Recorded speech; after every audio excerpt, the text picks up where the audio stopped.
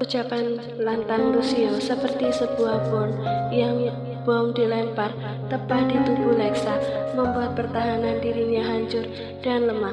Tubuhnya bergetar, bukan karena tatapan Lucio yang menyeramkan, melainkan perintah kejam dari pria itu yang menginginkan kandungannya digugurkan. "Tidak, ini anakku, kamu tidak berhak melakukannya," teriak Lexa dengan tubuh beringsut mundur, menyembunyikan perutnya dari balik selimut. Dia mencengkram erat supaya tidak ada yang bisa menyentuh bagian itu. Dengan gerakan cepat, Lucio menaikkan satu kakinya ke atas ranjang dan mencengkram rahang Lexa, memaksa wanita itu menengadah menatapnya. "Kau akan menjadi istriku. Tidak ada yang boleh tertinggal suatu apapun dari pria itu, bahkan tanda merah di tubuhmu. Setiap kali kalian bersama akan aku hapus secara paksa," ucap Lucio dengan gigi menggeretak dan mata begitu tajam menakutkan, termasuk kehidupan di perut ini. Lanjutnya seraya meremas perut Lexa dengan keras, membuat wanita itu menjerit kesakitan. "Lucio!" Pekik Lexa mencoba menarik tangan pria kejam itu, namun sia-sia. "Tuan, jika kelak Anda ingin mendapatkan bayi dari rahim Nona Lexa, jangan lakukan itu. Itu hanya akan membuat rahimnya rusak," seru dokter. Wanita yang mencoba membuat Lucio melepaskan tangannya dari perut Lexa. Terbukti Lucio menarik tangannya dan bergerak turun dari ranjang, sementara Lexa hanya dapat menangis menyentuh perutnya yang semakin terasa kencang. "Lakukan sekarang juga, gugurkan bayi itu. Besok pagi aku tidak ingin mengetahui masih ada janin di perutnya," ucap Lucio dengan tatapan dingin, tidak lepas dari wajah wanita yang begitu dia inginkan mendampingi hidupnya. "Baik tuan, saya akan lebih dulu mengambil peralatan aborsi di ruangan. Kamu jaga dia baik-baik. Jika sampai dia kabur, kepalamu yang akan menjadi penggantinya." Lucio menatap tajam pada Sofia yang sedari tadi berdiri di ambang pintu dengan penuh peringatan. Pelayan itu hanya dapat mengangguk penuh kengerian. Kemudian Lucio pergi begitu saja, membiarkan dokter pribadi di mansion menangani proses aborsi sesegera mungkin. Sofia mendekat setelah tuannya dan dokter cantik itu keluar. Dia hanya dapat berdiri, menyaksikan Lexa yang masih menangis diiringi suara rintih kesakitan. "Kasihan sekali, apa yang harus aku lakukan?" gumamnya dalam hati dengan memainkan jemarinya sendiri dan nampak berpikir. Setelah menunggu beberapa lama, dokter cantik itu kembali membawa peralatan aborsi lengkap dengan 2 tas kotak berisi alat medis. Lexa mendongak, kemudian atensinya tertuju pada tas kotak yang diletakkan di kursi sisi ranjang. Dia kembali menatap dokter itu dengan wajah sedihnya. "Dokterku, mohon jangan lakukan itu. Aku tidak ingin kehilangan bayiku," ucap Lexa penuh permohonan. Dia menautkan kedua tangannya dan dia arahkan ke dokter yang duduk di kursi ranjang. Dokter itu belum menjawab. Dia duduk di tepi ranjang, menatap seorang wanita yang dirasa sedang bernasib kurang baik saat ini. "Nona, apakah benar Nona adalah anak dari Tuan Francisco Helios, pemimpin mafia Sisilia beberapa tahun lalu?" tanya dokter sembari mengulas senyum tipis di tiap kalimat. "Iya, dia memang ayahku, tetapi aku tidak tahu menahu mengenai mafia Sisilia," jawab Lexa dengan lemah dan raut wajah bingung, namun berhasil membuat bibir dokter itu melengkung sempurna. "Sebaiknya Nona meminum obat ini terlebih dahulu." Dokter itu nampak mengambil satu pil dari kotak obat yang ada di sisinya, kemudian menyerahkan pada Lexa. "Obat apa ini?" sentak Lexa yang tidak ingin menyentuh obat berwarna pink di tangan dokter. Pagi dini hari mansion tempat tinggal Lucio Benuki bergetar oleh serangan bom yang bertubi-tubi dari arah depan, membuat gerbang tinggi dan kuat itu hancur. Tidak sampai di situ, rentetan peluru saling sahut-menyahut membuka awal dari serangan mendadak saat itu. Lucio beranjak cepat dari tempat tidurnya dan berlari ke arah balkon. Asap mengepul membuat penglihatannya minim dan tidak tahu siapa yang berani mengganggunya di saat tidurnya. Tidak tinggal diam, dia segera meraih senjata api yang dari laci nakas dan memacu langkah kakinya untuk keluar dengan tergesa-gesa. Berapa jumlah mereka? Seru Lucio kepada Mark yang sedang siaga dengan senjata apinya di ruang depan mansion. Sangat banyak, dan mereka menyerang di saat banyak pengawal kita sedang tertidur dan lengah, jawab Mark. Bodoh. Sebuah kunci besar tidak jauh dari Lucio pecah terkena peluru, membuat Mark dan Lucio berlari berlindung dari balik dinding. Kaki mereka bergerak cepat keluar menuju pilar untuk bersembunyi dan mulai menembaki musuh. Siapa mereka, Mark? Teriak Lucio di tengah bisingnya suara senjata yang saling bersahutan. Tidak tahu, Tuan, kami belum melihat ketua di balik penyerangan ini, jawab Mark dengan suara keras supaya dapat didengar oleh tuannya. Saat sedang begitu, sebuah peluru menembak pilar yang sedang dijadikan tempat persembunyian Lucio. Umpatnya yang hampir terkena peluru. Dia kemudian memberi kode pada Mark untuk keluar bersama, siap menembaki musuh dengan sisa peluru yang ada di senjata api mereka. Dengan keyakinan penuh, Lucio menampakkan diri dengan senjata mengacung ke depan. Saat dia hendak menarik pelatuk, tubuhnya justru mematung. Begitupun Mark. Halo Lucio, apa kamu terlalu pagi untuk bertamu di mansionmu? Ucap Eldritch dengan senyum sempit, sedangkan tangannya mengacung tegak ke arah Lucio. Saat bersamaan, pengawal Eldritch membentuk barisan dan menodongkan pistol ke arah yang sama, yaitu Lucio dan Mark. Begitupun pengawal Lucio, mereka turut membentuk barisan di belakang tuannya. Lucio menurunkan pistolnya dan tertawa seakan sedang mengejek Eldritch, membuat Eldritch menaikkan sebelah alisnya. Untuk apa kamu datang? Apa ingin menyaksikan pernikahanku dengan Lexa yang akan digelar besok pagi? Ucapnya dengan penuh percaya diri. Eldritch menurunkan pistolnya juga, namun tidak untuk semua pengawal dari kedua sisi. Mereka tetap mengarahkan pistol tanpa bergeming. Selama aku hidup, tidak ada yang bisa mengusik hubunganku dengan Lexa, termasuk kau, pria tidak bermoral yang berani merenggut paksa kehormatan adikku dan juga menculik istriku. Apa kamu sebegitu buruk hingga memaksa mereka untuk melayanimu? Apa tidak ada wanita yang mau melayanimu dengan sepenuh hati seperti Lexa yang selalu melayaniku dengan segenap hati dan jiwa raganya? Kedua tangan Lucio mengepal, rahangnya mengeras, namun dia berusaha menahan amarahnya. Kau bilang aku merenggut paksa? Dia sendiri yang mengejar-ngejarku. Aku hanya memberikan apa yang dia inginkan. Ucapan Lucio seketika membuat senyum Eldritch menghilang. Apa kamu bermaksud ke sini untuk membawaku supaya aku memberikan pertanggungjawaban? Tidak akan. Lucio hanya tertawa terbahak-bahak, mengejek Eldritch yang terlihat emosi. Saat seperti itu, seseorang muncul menggunakan kursi roda saat pengawal di belakang Eldritch memberi jalan pada orang itu. Om Franz, sebut Lucio dengan terperangat. Halo Lucio, sapa Franz dengan senyum penuh arti yang dia sematkan untuk Lucio.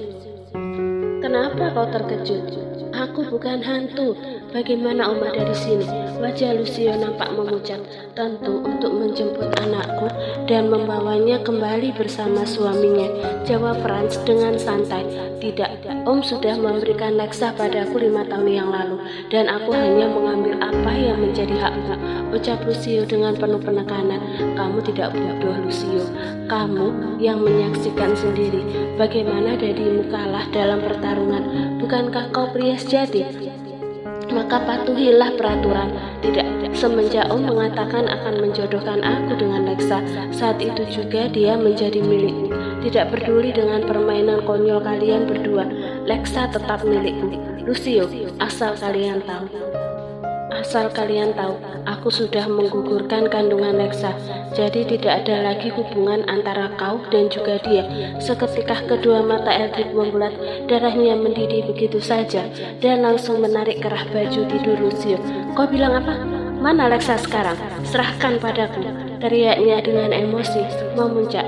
Namun Lucio tidak bergeming, dia justru tertawa terbahak-bahak seolah sedang mengejek Eldrik. Dasar biadab. Eldrik meloloskan satu pukulan untuk Lucio, membuat pria itu terjungkal ke belakang. Tidak sampai di situ, Eldrik kembali akan menyerang, namun terdengar suara bariton dari arah belakang. "Ada apa ini?" teriak Markus, ayah Lucio. Pandangan Markus mengedar melihat kekacauan yang terjadi dengan mansionnya, dan akhirnya dia menangkap sosok yang sangat dia kenal. "Franz," ucapnya begitu terkejut sekaligus senang. "Franz, ternyata kau masih..." "Jangan dekati aku sebelum kau kembalikan putriku sekarang juga," seru Franz saat Markus hendak mendekatinya. "Putrimu?" tanya Markus dengan hening berkerut. Dia kemudian menjatuhi tatapan tajam ke arah Lucio, sementara pria itu membuang tatapannya ke kanan dan ke kiri. "Apa wanita yang akan kau nikahi besok adalah Alexandrina?" tanya Marco begitu dingin. "Jawab, Lucio," bentak Marco. "Bukan hanya itu, dia telah memaksa istriku untuk menggugurkan kandungannya." Eldrik turut menatap tajam ke arah Lucio. "Lucio, di mana kamu sembunyikan wanita itu?" Karena putranya hanya diam bergeming, Markus tetap menatap Mark yang sudah pasti tahu semuanya. "Mark, iya Tuan Besar, Nona Alexa ada di kamar lantai 3, jawab Mark yang takut dengan tatapan Lucio, tetapi lebih takut lagi pada Markus. Segera Markus berjalan masuk ke dalam mansion, diikuti Eldrik, begitupun Franz yang didorong oleh seorang pengawal.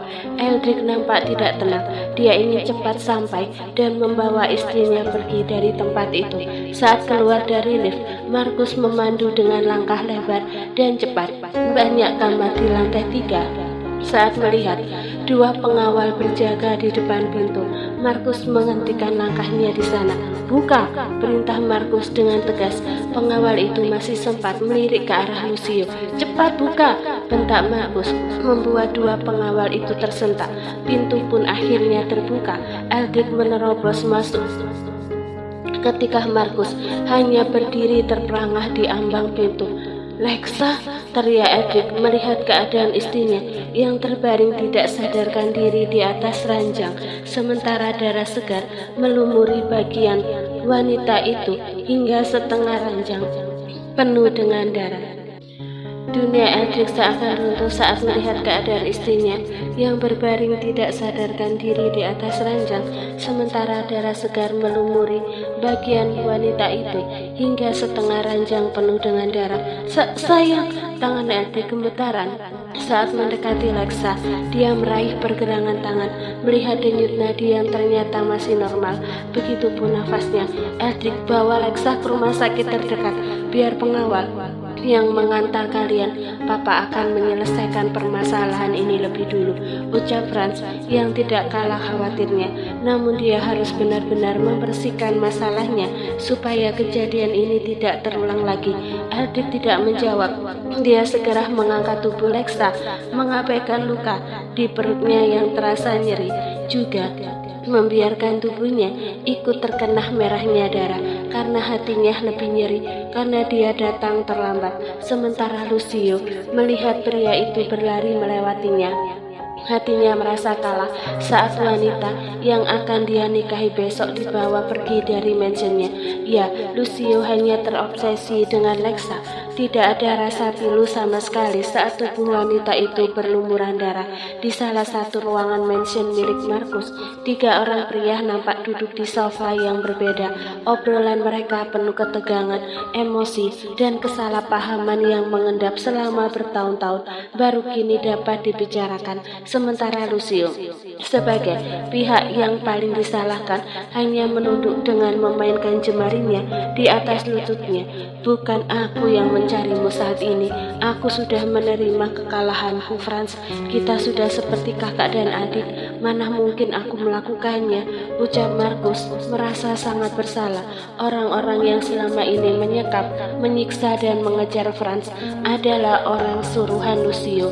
Pemuda itu terlalu memuja Lexa hingga akan melakukan segala cara untuk dapat bersatu dengan wanita cantik yang dia lihat hanya melalui foto yang didapat dari tas Franz secara diam-diam karena dia tidak tahu di mana Lexa. Franz lah yang menjadi tujuannya untuk memancing Putri Helios itu keluar. Namun sayang, Franz lebih memilih bersembunyi karena kondisinya yang tidak mungkin untuk dapat lari dari kejaran Lucio. Maafkan kesalahan putraku Franz, ucap Markus yang benar-benar merasa bersalah karena selama ini dia sangat sulit mengendalikan anaknya.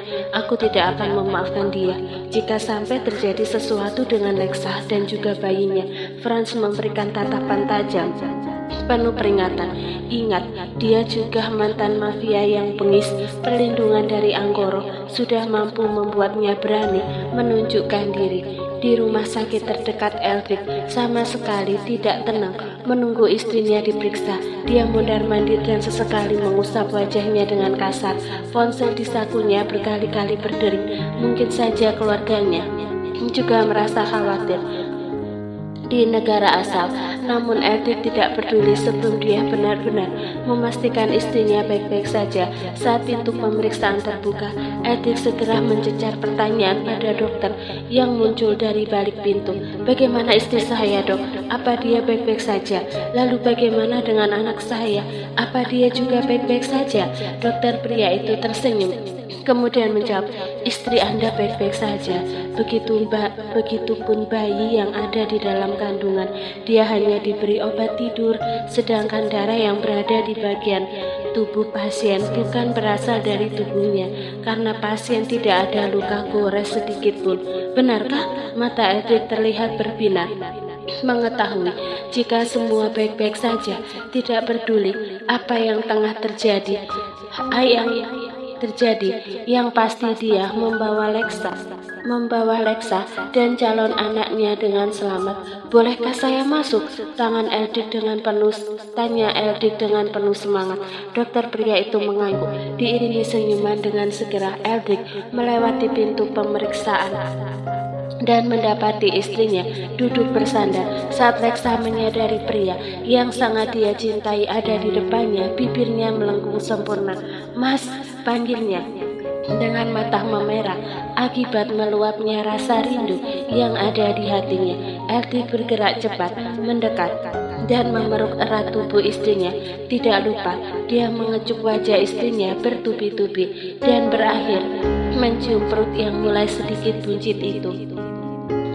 Aku sudah datang, sayang, ucap Eldrick dengan mata berkaca-kaca, kemudian membenamkan bibirnya sejenak untuk melepas rindu yang menggebu. Hanya sebentar saja pria itu melepaskan. Tadi Lucio mengatakan jika dia telah menggugurkan bayi kita, tanya Eldrick mengingat bagaimana emosinya dia saat Lucio mengatakan itu semua. Iya, Lucio memerintahkan seorang dokter untuk melakukan itu, tetapi rupanya dokter itu adalah anak dari tangan kanan Papa dan dia banyak hutang budi pada Papa. Itu sebabnya dia menumpahkan darah segar hasil dari donor darah orang-orang yang biasa dia simpan supaya Lucio tidak menghukumnya dan menganggap aku sudah keguguran. Eldrick tidak menyangka jika keadaan yang beberapa hari ini cukup membuat jantungnya tidak berhenti berdetak kencang akan berakhir semenggembirakan ini. Dia kembali memeluk Lexa penuh dengan cinta. Setelah semua urusan di Sisilia selesai, Eldrick dan Lexa juga Franz kembali ke negara asal menggunakan pesawat jet milik Anggoro. Baju berlumuran darah sudah mereka ganti dengan baju baru yang sempat dibelikan oleh pesuruh mansion. Papa, Lexa berkelayut manja di lengan Franz yang duduk di sampingnya. Semenjak mereka bertemu, Lexa sama sekali tidak mau lepas dari papanya itu. Ada papa, suaminya dijadiin pajangan, sindir Eldrick yang sedari tadi diabaikan oleh sang istri. Lexa mencubit gemas pipi suaminya. Lexa, di mana mamamu sekarang? Tanya Franz karena sampai saat ini tidak ada satupun yang membahas tentang Adele. Lexa memandang Eldik sejenak. Nampak raut bingung dari wajahnya.